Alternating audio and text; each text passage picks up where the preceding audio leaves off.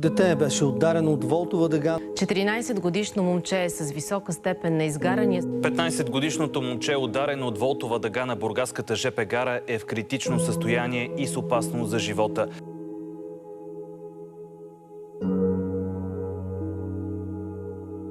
Бях се качил на влака отгоре, мина волтовата дъга, 27 000 волта. Запалих се и паднах от 4 метра по глава.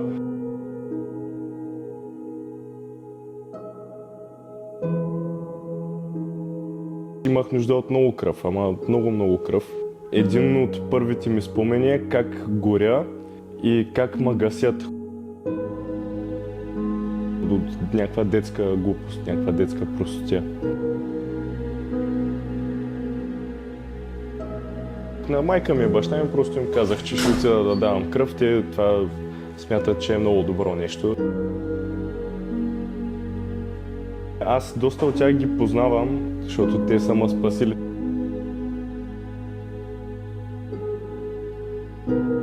Като дълг имам все едно да я върна.